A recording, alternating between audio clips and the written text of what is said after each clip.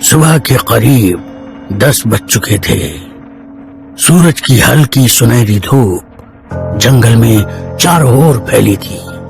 उसी जंगल के बीचों बीच एक कच्ची सड़क पर सफेद रंग की कार धीरे धीरे आगे बढ़ती दिखाई दे रही थी। कार के अंदर बैठे कॉलेज के लड़के लड़कियां जंगल के उस सन्नाटे को बिना कुछ बोले नजरों से ही समझने की कोशिश कर रहे थे। उन्हें सबसे अजीब बात ये लग रही थी कि उस जंगल में इतना सन्नाटा होने के बावजूद किसी भी जंगली जानवर की आवाज या आहट महसूस नहीं हो रही थी और न ही पंछियों की आवाज आ रही थी। इंसान तो क्या, मानो जंगली जानवर और पक्षी भी उस इलाके में आने से डरते थे।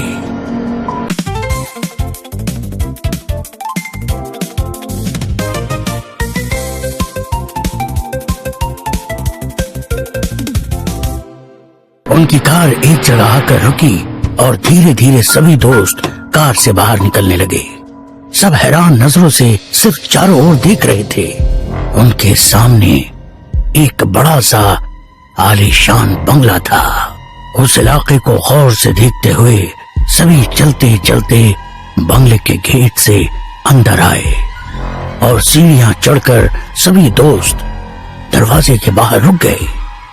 उनमें से एक लड़के ने सामने वाला पुराना लकड़ी का दरवाजा धीरे से जैसे ही अंदर की ओर धकेला, कर आवाज करते ही वो दरवाजा आधा ही खुल गया।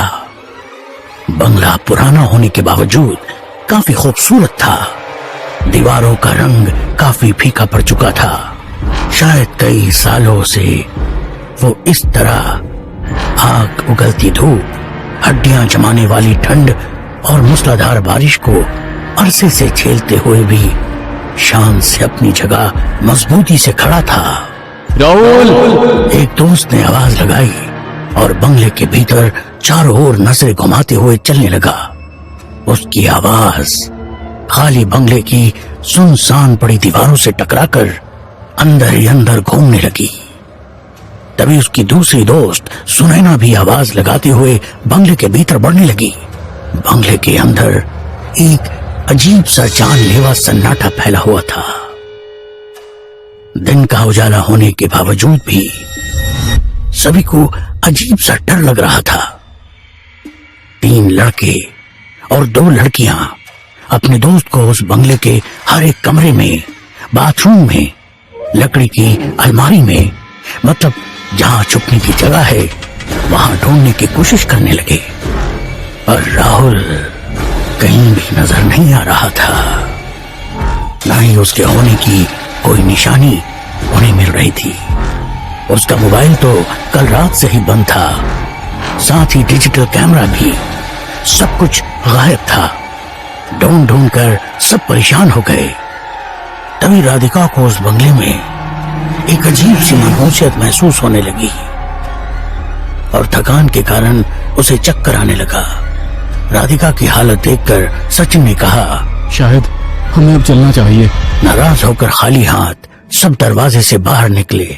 सुनैना की आंखों से आंसू छलकने लगे। तभी जैसे उन्हें कोई उस बंगले के नीचे बने तहखाने के बंद झरोके से देखने लगा। काले अंधेरे में हल्की रोशनी से वो लाल आंखें काफी डरावनी लग रही थी। वो आंखें सभी दोस्तों को घूरे जा रही थी। पर बंगले के नीचे उस जगह किसी का ध्यान नहीं गया। सब आपस में बात करते हुए अपनी कार में बैठ गए। सभी ने दोबारा एक नजर पूरे इलाके को गौर से देखा।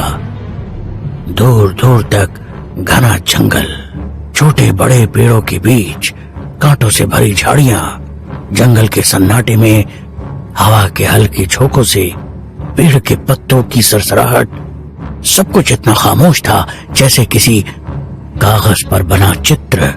ये सब देखकर विवेक ने कहा, यार, दिन के उजाले में तुम लोग साथ होने के बावजूद मेरी फटी पड़ी है। राहुल अकेला पूरी रात इस जगह रहा था।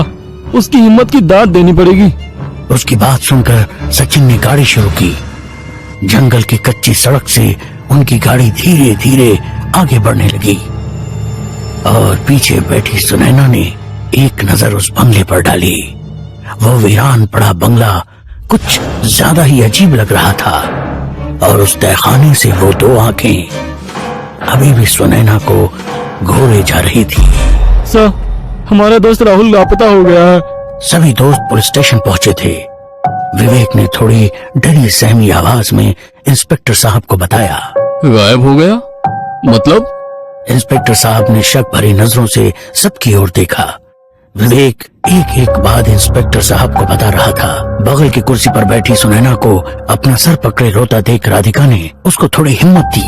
विवेक की सारी बातें सुनकर इंस्पेक्टर साहब अपनी कुर्सी पर थोड़ा पीछे सिरकते हुए छत पर धीरे धीरे घूमने वाले पंखे की तरफ देखते हुए मुस्कुराकर बोले, शर्त अकेले रात बिताने की शर्तें, वो भी ऐसी जगह जिसके बारे में हमें कोई भी जानकारी ना हो।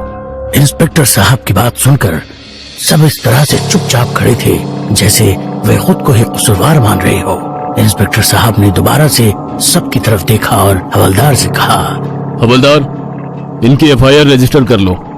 आप लोग जा सकते हो। अगर कोई जानकारी मिलेगी तो जरूर बताएंगे।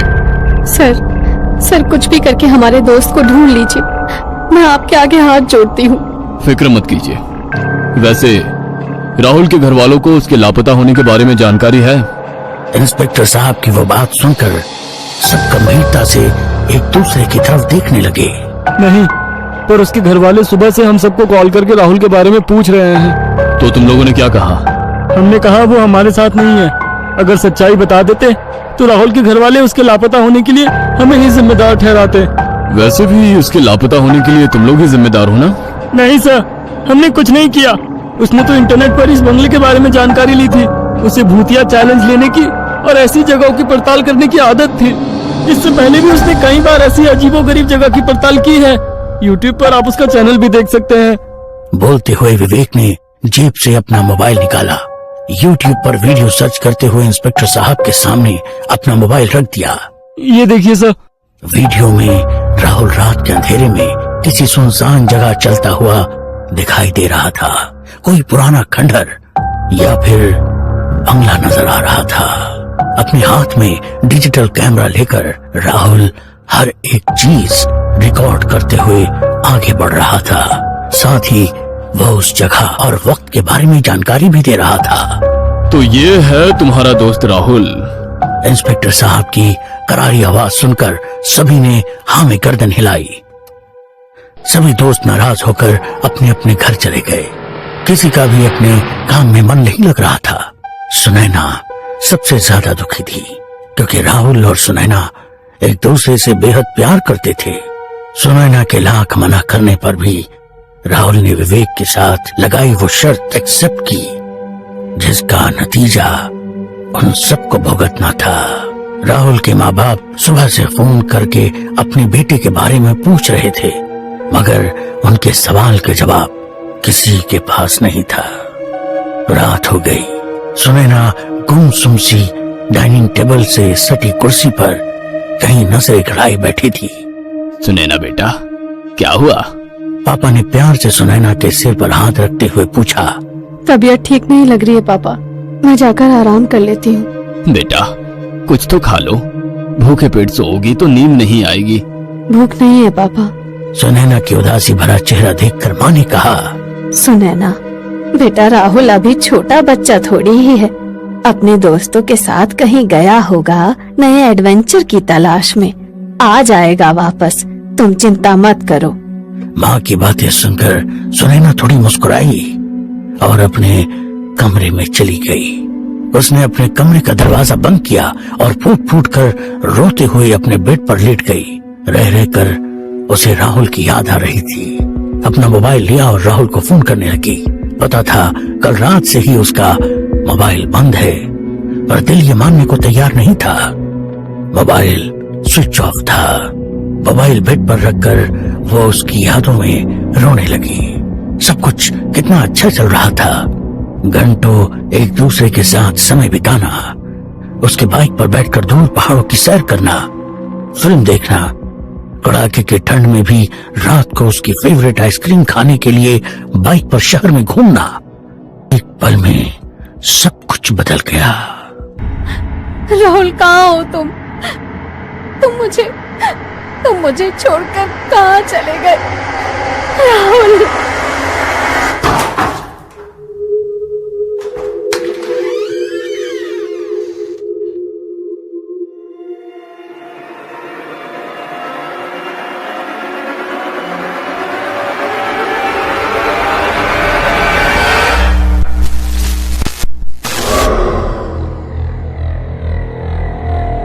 ये लाइट को क्या हुआ? शायद कहीं पर शॉर्ट सर्किट हुआ होगा, इसीलिए पूरे इलाके की बिजली चली गई है।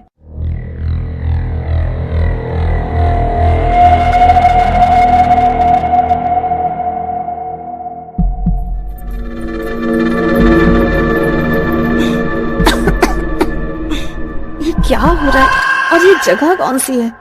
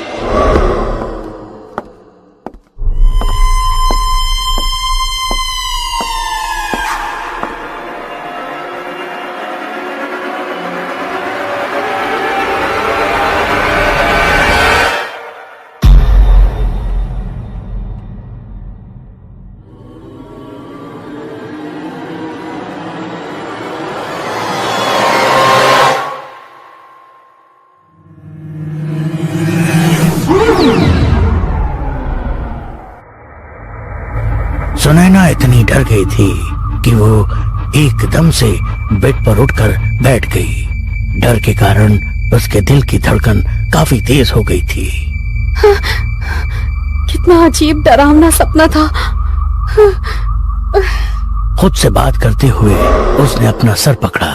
शायद राहुल के बारे में ज्यादा सोचने की वजह से उसे ऐसे अजीब अजीब सपने आ रहे थे। लंबी सांस लेते हुए उसने खिड़की की तरफ देखा और सन्न रह गई। डर के मारे उसकी आवाज ही दब गई। वो डिजिटल कैमरा खिड़की में उसके बिल्कुल पास रखा हुआ था।